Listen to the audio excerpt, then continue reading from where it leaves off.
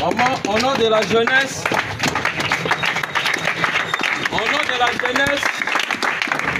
nous avons conçu un portrait pour sceller le mérite de la grande dame, honorable Acacia Bandubo Lambongo, désignée meilleure femme politique de l'année 2023.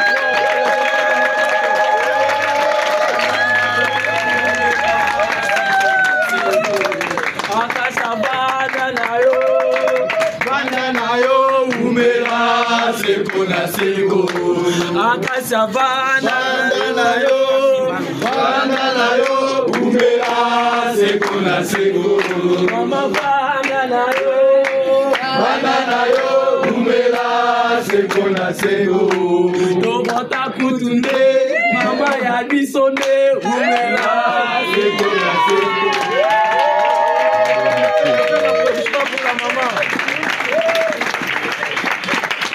Au-delà du portrait, vu que réalisation et l'équipe est belée. Tomemeli mama trophée, oh ezali kolakisa que mama po amemi mwana mususu azali sima, mama ya misala amemi kitunga o ya misala.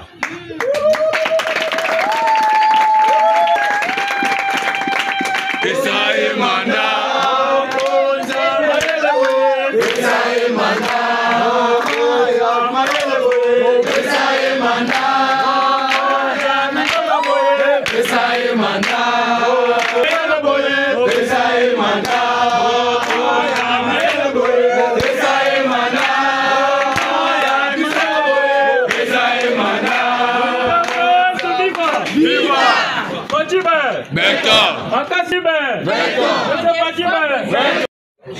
Je suis juste émerveilleux de ces gestes qui est si noble, de ces gestes qui est si loyal à mon sens. Je voudrais vous en remercier. Et en tout cas, ça prouve à suffisance que dans notre pays, nous avons de ressources au sein de notre jeunesse. Et lorsque nous allons nous mettre ensemble, nous allons certainement réaliser des exploits. Certainement. Les ressources intellectuelles dans ce pays, au sein de la jeunesse, sont vraiment à un nombre illimité. Nous sommes 100 millions de Congolais. Dans les 100 millions de Congolais, 70% constitués de la jeunesse. C'est une fierté, c'est une richesse incommensurable. Voilà, j'aimerais quand même, au-delà de tout, j'aimerais vous parler quand même de ce que nous pouvons faire ensemble dans l'avenir. Ce serait vraiment de mots ou de phrases que je vais essayer de trouver au fond de moi, dans mon cœur, parce que je n'ai pas préparé. Et j'aimerais que nous puissions certainement partager ces instants, ces phrases-là ensemble. Si ça peut nous booster, si ça peut booster la jeunesse, ce serait quelque chose de très bien. J'étais en train de réfléchir par rapport à l'avenir de ces pays, parce que nous sommes partie intégrante du lendemain de ce pays. Nous sommes la jeunesse, vous êtes la jeunesse, vous êtes le potentiel, vous êtes les potentiels dirigeants de demain pour ce pays. Vous avez dit tout à l'heure là, Godefroy, que vous m'aviez suivi à l'époque où j'étais ministre de l'économie. Malheureusement, on n'a pas conjugué ensemble en ce moment-là. Dieu voulant, nous sommes revenus aujourd'hui. Parce que même la Bible, parfois, il nous dit, le maître des temps et des circonstances, c'est Dieu. Parfois, il ne permet pas des choses automatiquement. Il les pousse dans l'avenir pour qu'ensemble, s'il y a des choses à récupérer, nous puissions les récupérer dans l'avenir. Et c'est ce qui est arrivé certainement aujourd'hui. Dans le passé, nous n'avons pas eu le temps de conjuguer ensemble, mais aujourd'hui, nous nous sommes réunis et nous pensons pouvoir cheminer ensemble parce que ce qui nous attend demain, c'est un avenir glorieux pour cette nation.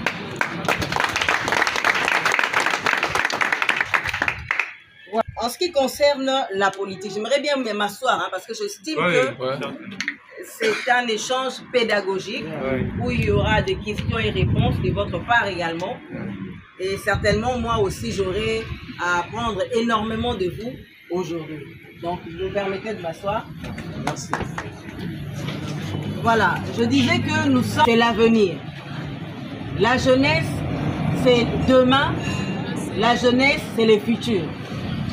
Alors, je dis que personne ne néglige votre jeunesse. Et aujourd'hui, nous devons comprendre que nous sommes obligés de composer d'une certaine manière pour l'avenir de notre nation. Il y a un adage qui dit, si je n'ai pas demandé à ce que tout le monde fasse la politique, parce que la politique, parfois, est réservée, ou je ne dis pas parfois, mais la politique est réservée à ceux qui veulent, à ceux qui ont ce sacerdoce, à ceux qui ont ce désir de le faire. Ça doit venir vraiment au fond de vous. Mais au-delà de la politique, il y a la vie sociétale qui est composée des métiers divers, et qui font en sorte qu'une nation soit consolidée et se développe. Je revenais pour dire, quelque part, cet adage dit, si vous ne vous occupez pas de la politique s'occupera de vous. Cela veut tout simplement dire que nous devons ouvrir l'œil et le bon pour que nous puissions ensemble cogiter et avancer pour que notre nation soit reconstruite, pour que notre nation soit réellement reconstruite. Parce que vous savez que la classe politique actuelle est une classe politique qui doit encore apprendre sur la gestion orthodoxe d'une nation.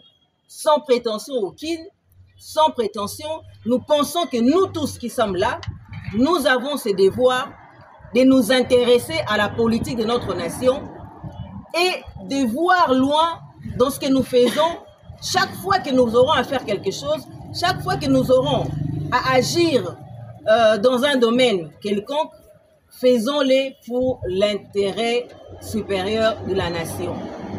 Faisons-le pour l'intérêt personnel, évidemment, parce que quand on va travailler, on travaille pour soi, mais ça a un impact sur toute la nation.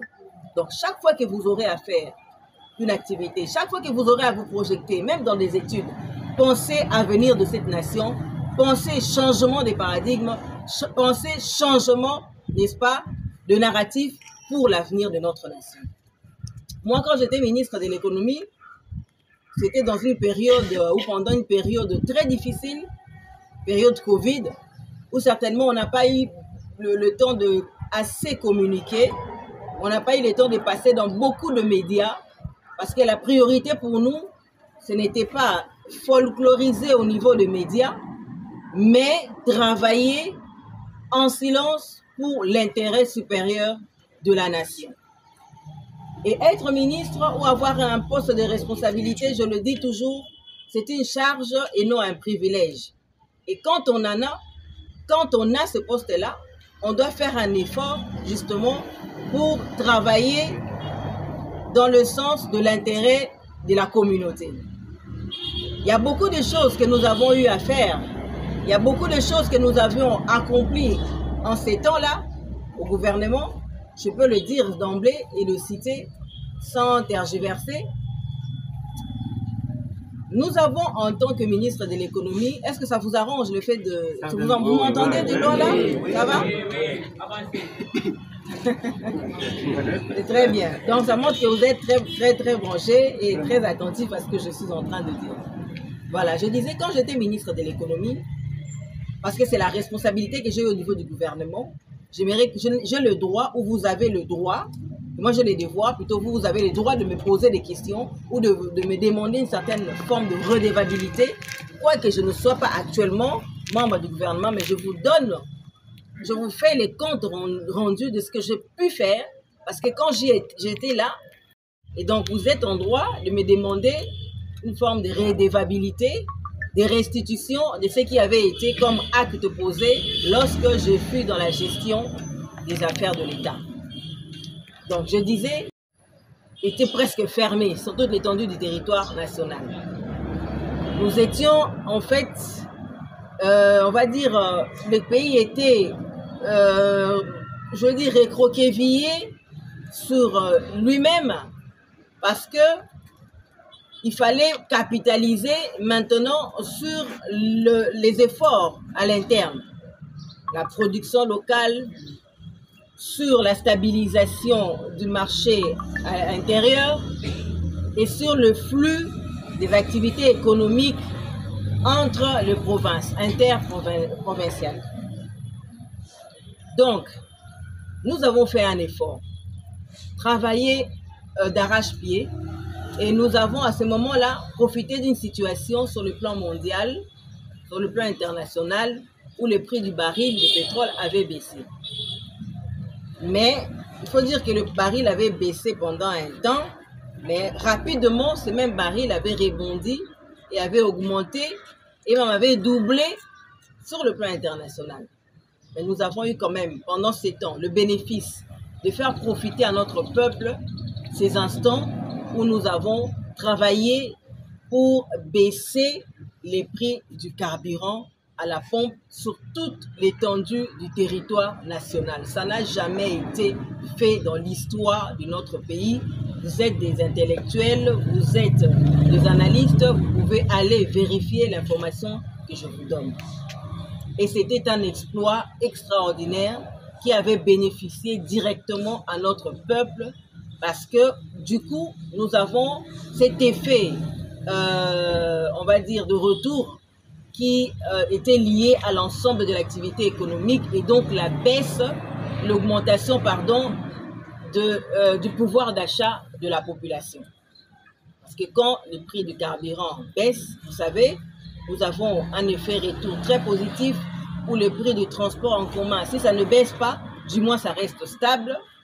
Sur le marché de biens et services, vous avez un effet retour très positif parce que, vous savez, le manioc qui arrive de Bandundu pour Kinshasa doit prendre un chemin, c'est la route. Or, la route, camion, tout ça, on utilise des carburants. Les haricots qui proviennent de Goma pour arriver à Kisangani, Kinshasa, ça doit prendre un chemin qui est un chemin céleste, donc l'avion. Et l'avion utilise du carburant, du kérosène. Tout ça, ça a un impact très positif pour un retour, pour un effet, pardon, de baisse du prix du carburant ou de jet à 1 ou encore kérosène. Si nous allons sur le plan interne, disons, dans des voies fluviales où nous voyons des aliments, de biens qui viennent de la province orientale ou encore de l'Équateur, qui passent par des bateaux. Vous savez, les bateaux, au-delà des autres charges connexes, il y a des charges liées au carburant, etc. Et tout ça a eu un impact très positif. C'est pourquoi nous appelons ce taux, cette baisse-là qui avait un impact très direct sur le taux, les prix directeurs qui influaient effectivement, évidemment, sur l'ensemble de l'activité économique. Donc, c'était un exploit que nous avons pu réaliser. Parce que les gens me posent parfois la question, ils disent, mais maman, toi, tu n'as rien fait comme étant ministre. Non, le ministère de l'économie est transversal. Aujourd'hui, si nous avons un problème infrastructurel, vous aurez directement un impact négatif sur l'économie parce que s'il n'y a pas de route, il n'y aura pas de camions pour transporter des biens, n'est-ce pas, pour arriver des centres de production vers des centres de consommation. Vous verrez qu'il y aura un problème puisque le camion aura des difficultés à atteindre les centres de consommation. Nous serons en difficulté, n'est-ce pas, lié on va dire, au flux de transactions entre deux zones. Zone de transaction, zone de consommation et zone de production. Là, automatiquement, nous avons des conséquences néfastes, négatives sur l'augmentation de prix. Nous avons automatiquement l'inflation parce que nous sommes dans une situation de rareté et en économie, tout ce qui est rare est cher. Donc, si nous sommes dans une situation où nous avons une augmentation du prix des transports, n'est-ce pas, que ce soit fluvial, que ce soit céleste, l'avion, que ce soit de terrestre, de voitures, camions, bus, etc. Plus nous avons cette hausse de prix des transports, plus nous aurons une augmentation sur le marché des biens et services. C'est un effet normal dans un marché de biens et services ou dans une situation économique. C'est pareil également lorsque nous avons dans une économie qui est la nôtre malheureusement, on va dire dollarisée. Vous voyez, nous avons un impact négatif sur les taux des dollars. Chaque fois que le dollar augmente, nous avons tendance à voir sur le marché des biens et services l'augmentation également du prix de biens sur le marché. Donc, cela veut dire que l'économie parfois subit des chocs endogènes comme exogènes qui ne dépendent pas réellement de l'évier que le ministère en lui-même possède. Donc, je ne sais pas si je suis trop technique. Hein? Ça va, hein? Très bien. Donc, je vais essayer de ne pas entrer vraiment dans la matière économique ou dans la technicité pour que nous puissions comprendre ça très calmement. Donc, voilà, c'est un peu tous ces éléments qui font en sorte que parfois nous avons cette impression que réellement au ministère de l'économie, il n'y a rien qui est fait. Non, il y a beaucoup de choses qui se passent, ou à notre époque, au mois du mois, il y avait beaucoup de choses qui s'étaient passées parce que nous avons eu des résultats palpables. Je vous ai donné le prix du carburant, ce n'est pas une mince affaire. Moi, quand j'ai quitté le ministère de l'économie, je laissais le prix du carburant à 1885 congolais. J'étais arrivé là en trouvant le prix du carburant à 2245 francs et nous l'avons baissé à 1845 francs pour la zone nord, hein, parce qu'il y a plusieurs zones évidemment pour la zone nord. Et pendant que nous y étions, nous avons gardé cette stabilité-là pendant plus de 2 ans, ce qui était très favorable pour notre peuple. C'est ça aussi une façon de dire et réellement ou d'utiliser cette phrase que nous aimons bien, le peuple d'abord. Au-delà de ça, nous avons eu pendant cette période de ministère de l'économie à augmenter le volume des mises en consommation. Beaucoup de gens ne le savent pas parce qu'en fait, ce sont des termes assez techniques. Il n'y a que les techniciens qui le savent, hein, qui connaissent.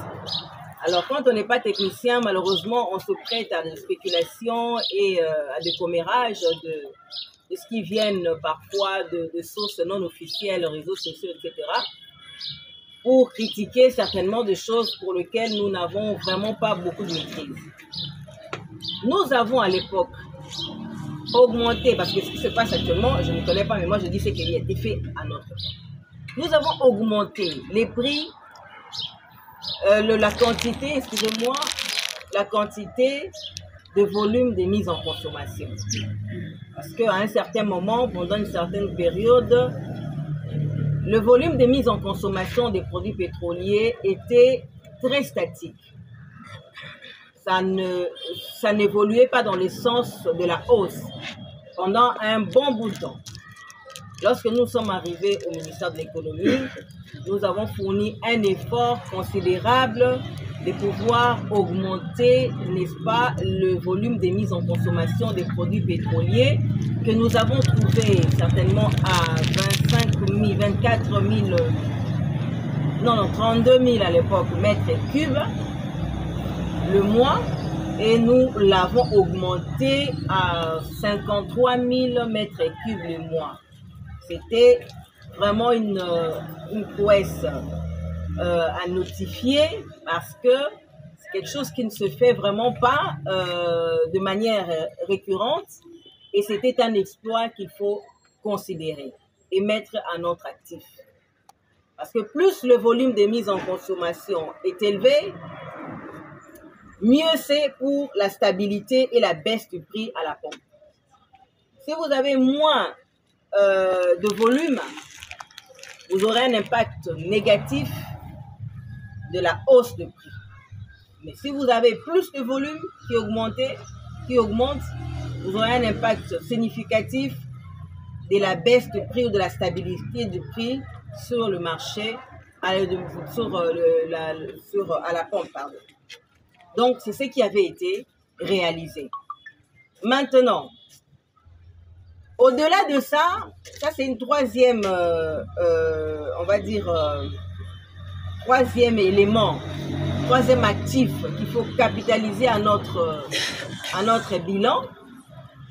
Troisième élément, c'était, en tout cas, il fait 3 ans, hein, il y a des choses qui m'échappent, parce que honnêtement, je ne retiens pas tout ce que nous avons pu faire, hein, parce qu'en même temps, l'activité de 2 ans, nous n'allons pas les étaler en quelques minutes, hein, c'est vrai que ce serait juste une forme de condensé de ce qui a été comme activité. Nous avons aussi baissé le manque à gagner de l'État face à la profession pétrolière. Parce que vous savez que l'État congolais absorbe de dettes générées par le secteur pétrolier et qui devraient être, n'est-ce pas, remboursées aux sociétés pétrolières ou à la profession pétrolière. L'État congolais prend cette charge-là pour le compte de la population, pour aussi, d'une certaine manière, stabiliser les pouvoirs d'achat de la population à court terme. Et quand nous sommes arrivés au ministère de l'économie, nous avons trouvé une dette de 250 millions de dollars. En l'espace de 6 mois seulement, nous avons pu baisser cette dette-là de plus de 70 millions de dollars sans que les contribuables congolais ne puissent débourser $1. Ça, c'est un exploit qu'il faut également considérer et mettre à notre actif. Parce que depuis l'histoire des croisements de créances, n'est-ce pas, dans la profession, nous n'avons jamais eu à enlever, je veux dire, à éradiquer 10 millions plutôt de dollars pour les comptes de l'État. Et cela a été un exploit considérable qu'il faut vraiment mettre à notre actif. Je sais que c'est très technique. J'aurais bien voulu expliquer ça autrement, mais je n'ai que ces mots-là pour expliquer ce qui devait être, ce qui était fait, pour que vous puissiez réellement comprendre. Parce que ça nous donne, nous, la jeunesse, vous, les jeunes, vous qui êtes là, le droit de pouvoir connaître, n'est-ce pas, ou le droit de pouvoir connaître, n'est-ce pas, ce qui avait été fait quand on a de responsabilités au niveau des institutions de l'État. Et c'est de votre droit de le savoir, de le demander à chaque fois que nous sommes là. Donc, voilà, de manière... nous avons eu également à gérer, hein, pendant des périodes Covid, et je crois que nous vivons tous à Kinshasa. Nous savons que pendant cette période-là, l'inflation galopante qui s'est manifestée dans le marché des biens et services en fin de l'année était maîtrisée parce qu'il y avait quand même une certaine collaboration directe entre les opérateurs économiques et l'État qui, eux, de leur côté, participaient également, n'est-ce pas, à on va dire, très palpable, une régulation vraiment, on va dire, orthodoxe qui faisait en sorte que nous puissions avoir ces acquis et faire profiter de cela à notre peuple. Bon, s'il y a des questions, je pourrais répondre en effet pour essayer de ne pas garder et monopoliser seule la parole.